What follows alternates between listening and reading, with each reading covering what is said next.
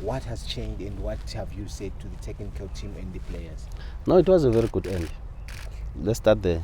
We really ended last season on a big high. Let me illustrate. In the quarter 4, the last 7 round of matches, we were 2 points less than Sundowns, who won the quarter. In those matches, we lost 1. So we collected 12, Sundowns collected 14, they won it, so it was a good end. Now, fast track to this season. It will inform you that it's a continuation. Really, we are on a course.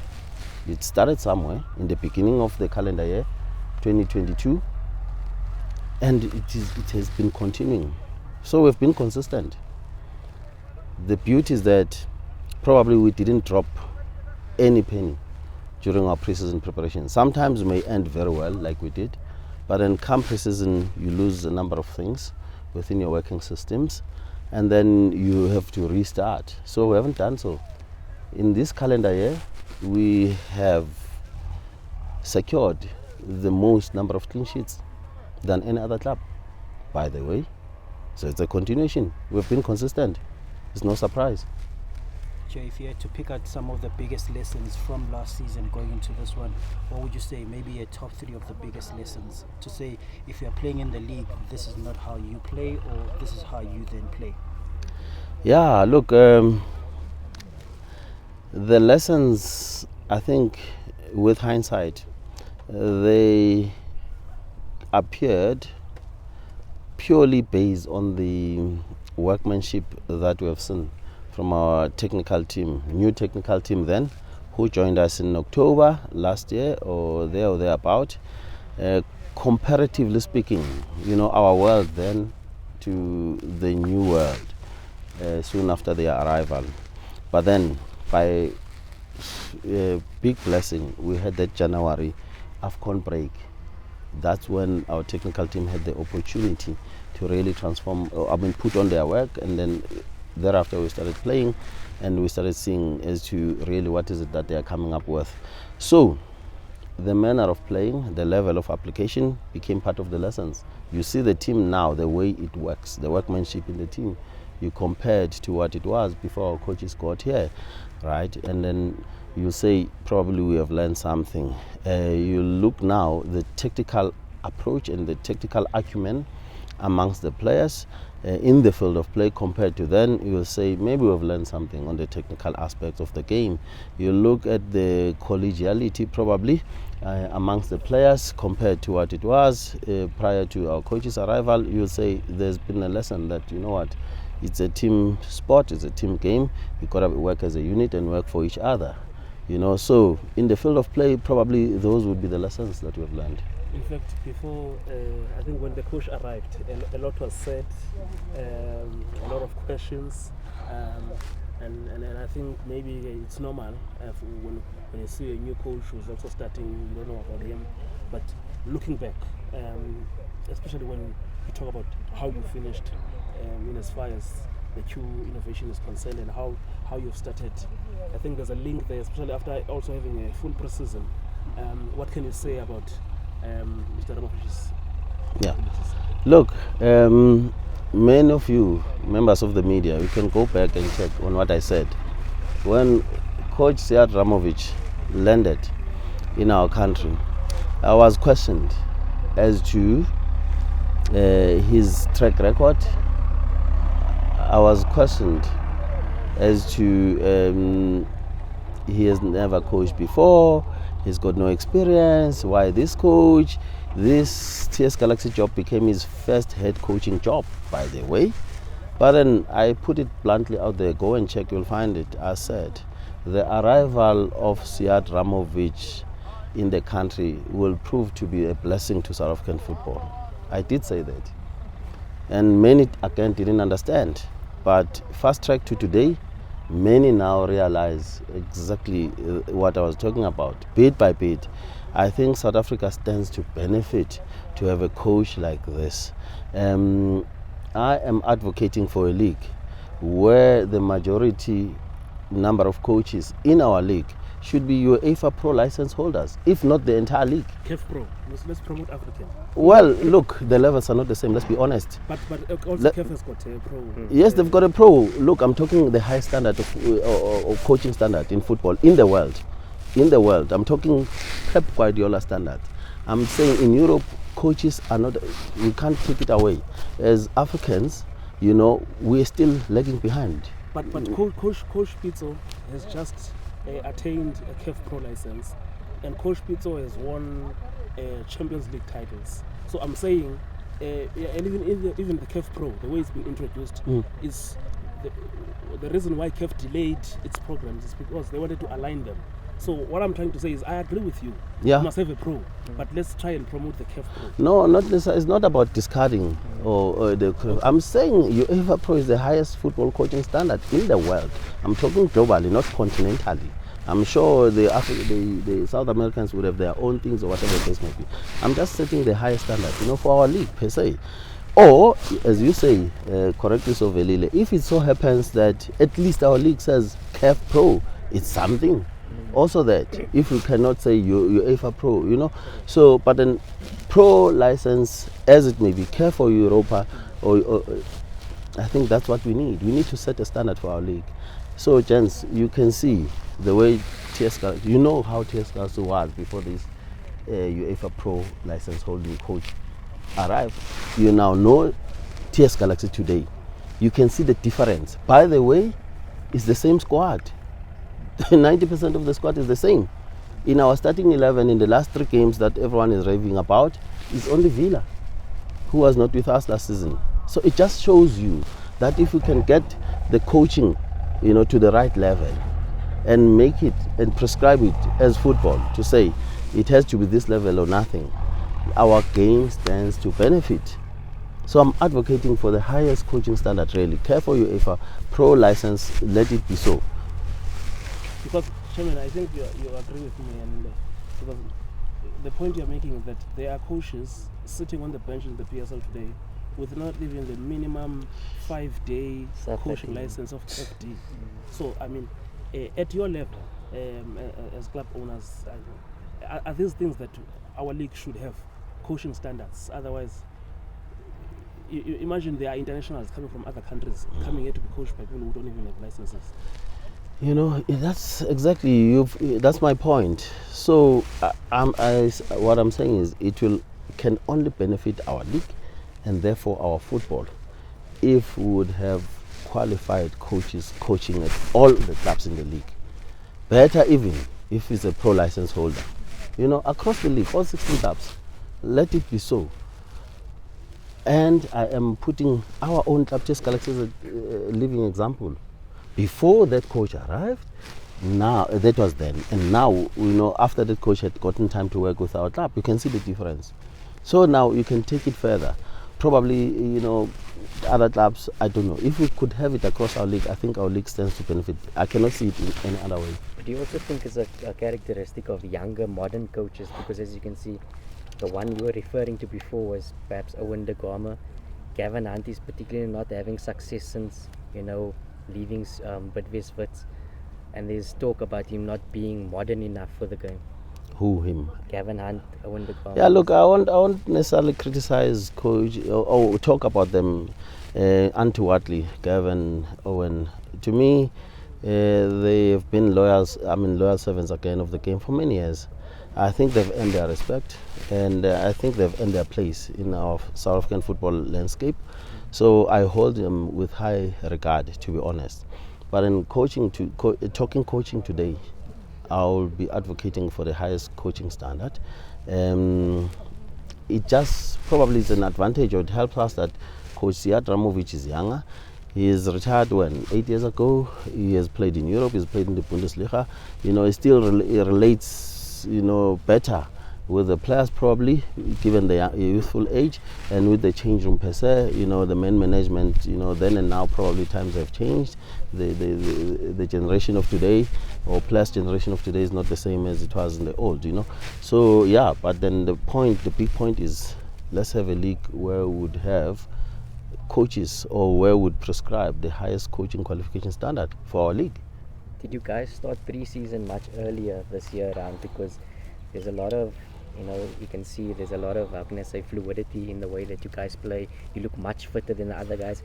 And you were complaining to me after the AmaZulu game about your scheduling, that you guys are worse off than, your Sundowns and whatever. And you guys beat them and it looked well. Good.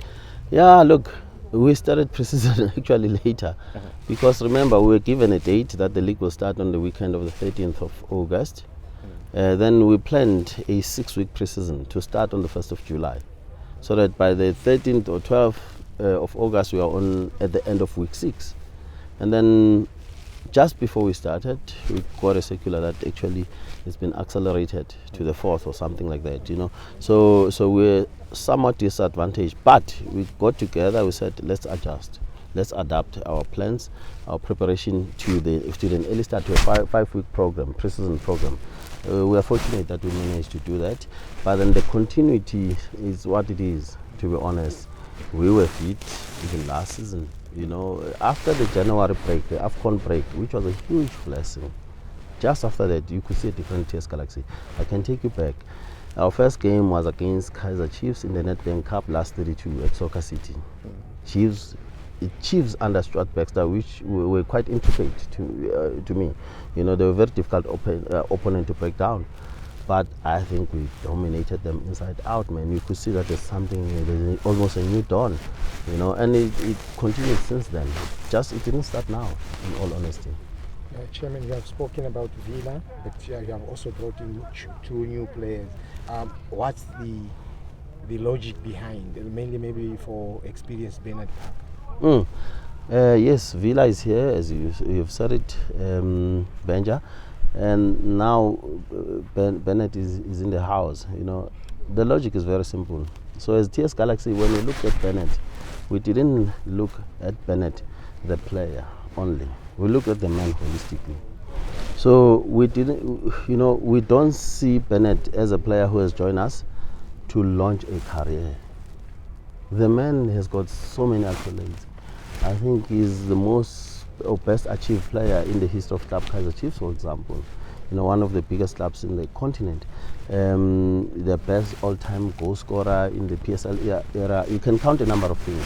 So he's highly, highly decorated. So we said that has been achieved. Will that be achieved here? No, it's unrealistic for us to expect that. So, but then we know that Project TS Galaxy require a certain caliber of a player, certain caliber of a human being, to continue the cause. We are bringing up a youthful club, probably a modernized club that moves with the times, but then an experienced campaigner such as Parker, I think will have a lot of influence into our change room, positive influence at that. But then also outside the field of play, he stands to add a lot. So it's a new Bernard Parker for a new era. It's not the Bernard Parker who's coming here really to set a career such that he must now score 25 goals or target this and national team. No, he's done all those things. He's a Bernard Parker who's here to contribute differently. So therefore, as TS Galaxy, we looked at the situation and said, loyal servants or legends even, such as a Bernard, they need to be preserved. We shouldn't lose them. So this move, we didn't do it for TS Galaxy. We did it for South African football. You can't afford to lose a Bernard Parker. The man has got so much to contribute. I believe so. We have seen historically losing significant legends in the game. Unfortunately, TS Galaxy was not there. I can count a number of them. I don't know what they are currently doing in football. They Mark Fishes maybe. I don't know. Lucas, sometimes he appears on an advert or whatever, but that's not his trade. Lucas played the game. The experience is football. So you want these people within the game. So TS Galaxy thought, you know what, we cannot afford. Let's gather these type of players, but prep them for the new life. But then they will remain in the game. As long as TS Galaxy is around, we have to preserve these kind of legends. I think it's a move that will benefit South African football than TS Galaxy. Just a follow-up. Chairman, as a former player agent, and now club owner, does that help you identify the areas that you have talked about, like with Bernard? Most likely, my experience in football, all round, I think. I'm lucky that I've once laced the boots. I've been in the green grass myself, so I know exactly the change room situations. Probably that is an advantage on its own. I think that also informed my ability probably to scout the best talent. That one was able to unravel, in the course of time. Then, and probably that one will continue to unravel as we continue this journey together as Football South Africa. So that is it's unique. To be honest, my boardroom, probably corporate law experience and my educational qualifications, it's a misnomer. It's not normal. We are lucky, maybe as TS Galaxy, to have a person in my position. Better even if I'm able to translate all the good about it, into football itself, so that football benefits. It's not a Tim Sukazi situation. I think it's Football South Africa situation. Jim, I'm listening to what you say. I'm listening to previous coaches of Bernard Parker and a number of people who worked with him. The asset that he is in the dressing room, in an institution, and I'm looking at the emerging brand that TS Galaxy it is. Firstly, the role in the dressing room, I'm sure you're more like you've stricken gold in that space. And are you also looking at because he also comes with qualifications? Yes. And most importantly, not on the field, but qualifications there in the office. So are you also looking in launching his career in that space? Yeah, look, Brother Velile, let me take you back again. I like to illustrate when I make a point, so that I put an illustration. It has to be backed by empirical evidence. In January, during the January transfer window, we signed Evuyo Mere. Let's take it there. I said it. TS Galaxy were 13 points after 17 games. We were languishing at the rock bottom of the log.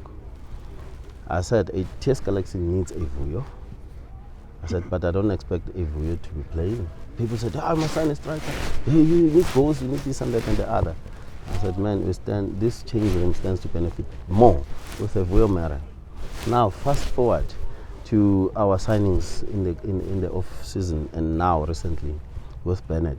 You will see again, if you look carefully, the caliber, the human caliber and the human quality of the people who have come on board. Ola, Villa, and now Bernard. If you look carefully, there is a good level of consistency. Top professionals, dedicated, football experience, very influential in the change room, and winners. So the approach has been consistent. So now you can take that, you see where we're going. But then they vary with their age. Surely Bernard is the oldest of the three, maybe. And I've said it, we are looking at life beyond football. I want South Africa to have a Bernard Parker who is a full participant in the game. And many other good footballers of a legendary status. You can't lose them. What's the point of having them? You have to retain them in the system somehow. So, and I would really urge probably other clubs to do the same, because it will in the end benefit our game. It's not a TS Galaxy matter. So I want a Bernard to serve the game, starting with TS Galaxy. I don't want him to be lost. Man, there's a lot of historical knowledge, memory, experience that you stand to lose when the man is sitting at home running a coffee shop or something different. When after 20 years he's been a footballer, he knows nothing but football more than anything else. So let's do it.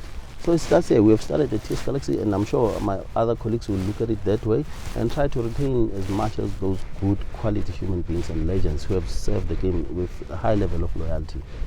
For those that you are still, of course, expecting to run in the field and still play the game, it seems like you're giving those leadership roles. We are seeing with Villa, for example, the past game, especially with the Sundowns games, there was a point where he was literally on the sidelines with Coach Sead. Yes. And is that the kind of impact that you want these sort of players to make? Definitely.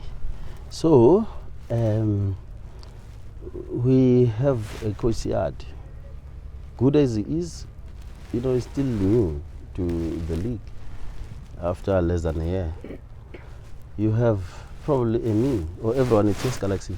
No one can come here and say, I've been here this club 10 years or so, including myself. So I'm also you. And then meanwhile you have a Villa who has been in the system at the highest level for 15 years or so, or Bernard, close to 20 years and all that. So you have to put that machinery together. The experience in the field, when they started playing, and when they continue to accomplish what they have achieved, TS Galaxy was nowhere. So they know certain things, probably in the Sundowns or our opponent system or football situations on systems, that as a club, we were not present when they acquired that knowledge and experience. So you then expect a situation where they become those meaningful contributors. Whether it will be a matter drawn from their experience 8 years ago, or 2 weeks or 5 weeks ago, or 5 months ago, it doesn't matter. So you need that balance. A young club is a young club. We mustn't behave as though we have arrived where this. No, there are legendary clubs here in this country. We are very young. Maybe one of the youngest, if not the youngest in the league, so to speak. So we know our place very well. In life, we have to know umhlaba omokuwo evelile. You've got to appreciate that very well. Ngati after 2-3 wins, then you think you have arrived, you're a well beater, then you ignore other small but important factors. So a Bennett, a Villa, a Gola, and few others who may come and join our team, they will play that role. They will play a holistic role. With their talent, they will contribute in the field, no doubt. But outside that, or during match situations, because football is a game of moments. There's certain moments that arise or that may arise that you can see, they will contribute. So time and again, don't be surprised to see them sharing ideas with Coach Sead Ramovic. And see them taking command on the entire squad. That's exactly what we need. We never had that, by the way, prior to them arriving here. But then again, Tim, some coaches will always say, my job is being overshadowed by these guys here. Some coaches, we've seen them coming in discarding senior players because they don't want somebody who will say, no, but coach, this move might work this way. Yeah. How do you then take care of that situation within the TS Galaxy coaching situation, with Sead being a new coach, a young coach, and then being in the similar bracket with the Vuyo, Villa, Gola, and all of the other guys who are senior within the team, including the kit manager, who might say, we are wearing this kit today, not the one that you want. Absolutely. Look, I've said it earlier. The fact that our coach is a newly retired footballer himself, makes him to be on the same mindset, probably similar level with our, call them senior players now, right? It's an advantage. So he tends to be more receptive of information, of ideas, probably than Alex Ferguson would have been had he been here. Because Ferguson would have told us, been here for 40 years in the game, and probably are very young. So in the eyes of Coach Sead, he wouldn't see it that way. He will see, and he sees every contribution to be a contribution towards the cause. Fortunately, he's so smart. Fortunately, he's extremely reasonable. He applies lots of reason. There's a lot of rationality in his approach, such that he's not a person to discard any contribution. And he's not a status man.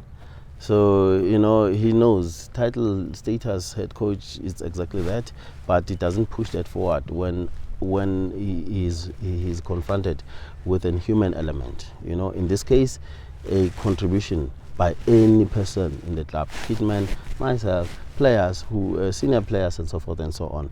He takes it from a human element, and then he deduces, obviously, the sense that comes out of it, and he makes the most out of it. The team has taken a different direction compared to the other seasons where we've seen ETS Galaxy struggling to get a good start, but this time it started on a high. How do you then sustain this as TS Galaxy? Because now you are surely becoming a team to beat. I mean, you can't take points away from Sundowns and think that they'll relax in the second round. You've seen what they've done already to others this season. How do you then guard against all of that complacency among the players and looking at the stretch that still lies ahead? Yeah, look, for starters, I said it earlier that what you're seeing now is actually consistent to what we have been. I said it earlier that we were the best, one of the best finishers in the last Q4. In the round of 7 matches, we were 2 points behind Sundowns. They won the Q4. So now it's just a continuation. I've said it that in this calendar year since it started, we have the most clean sheets amongst all the clubs in the Premiership. So it's a consistent. It's very much consistent to what we've been doing prior to the close of the season. So therefore, it would also mean that we have been able to guide our ship, in tidy waters. Way back then, there was this relegation battle. Now, there's an element of reasonable expectation, of success. So, the issue of complacency could just creep in.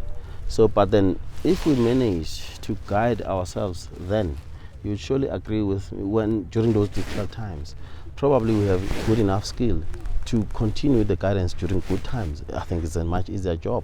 There's small problems that you have to guard against. The consistency, complacency is one of them.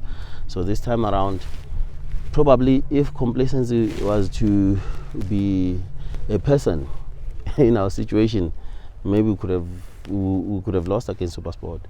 Because you come from Sundowns, most expectedly, the head is bigger than big. And then you come to a SuperSport, you are more relaxed. But look at this approach, our approach in our match against SuperSport. I think it was even more at a high level than it was against Sundowns, so to speak. So that element, I think we're guarding against, and we'll continue doing so. Just a final one from me. Speaking about getting model pros into the squad and things like that. But there was one signing that you made who actually got released from Maritzburg for allegedly drinking on the job, and you said, I don't care, this guy's talented, we want to bring him, want to sort him out.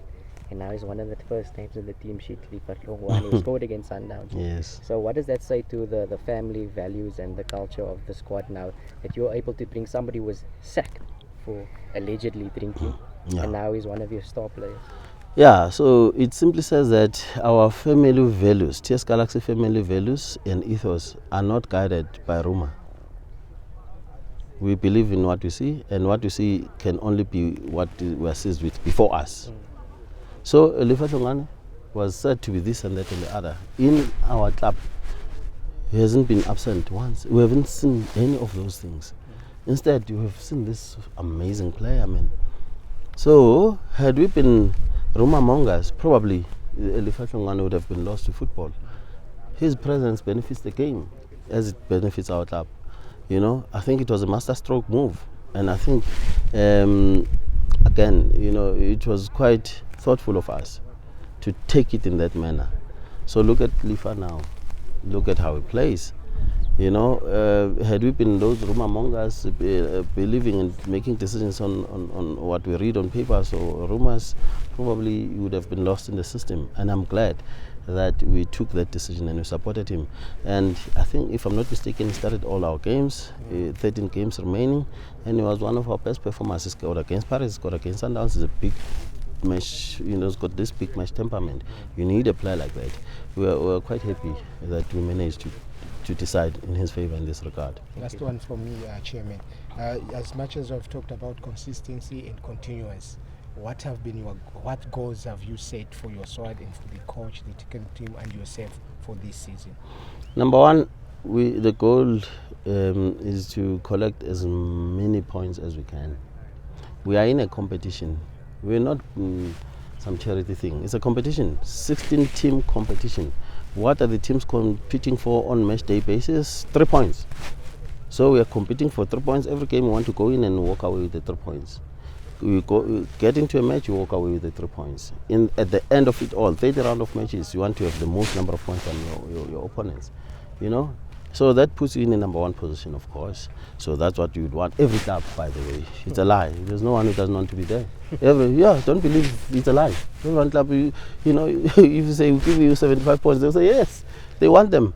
But the way to get them is obviously it's a very high mountain to climb. It's a competition. So you're saying in clear English, layman's term, winning league. We want to be the best club in the league this season, and It won't be a surprise. Yes, no, and again, it's not only TS Galaxy. Everyone else wants to be in the same position. But if that doesn't happen, you would say, if we end up in a top 6 bracket, top 8 bracket, God bless. But right now, as matters stand, we are going into every match to collect the maximum number of points. And all matches put together, in a total of 30, we want to end up with the most number of points. We are in a competition, we're competing for points. What are we competing for? Points. Yes. Yes, but is there a target to say, No. coach, maybe to No. reach top 4? I said it before, even during hard times, I said it before that during hard times that there's no target. TS Galaxy, targets are just targets, man. Sometimes they're unrealistic. Just take it each game as it comes, collect the points. Each game, and then you'll count at the end. How many have you been able to amass? I think that's more realistic and it's truthful because it's match-based. It's occasioned by the event, which is the football match. Collect those points, you forge ahead. You collect those points, you forge ahead. If you don't collect, you look back, you try to correct where we would have come short. We have never set a target. I was asked a question last year. I said, no target. We want to collect as many points as we can. Right now, we want to continue from where we're at. So far, so good.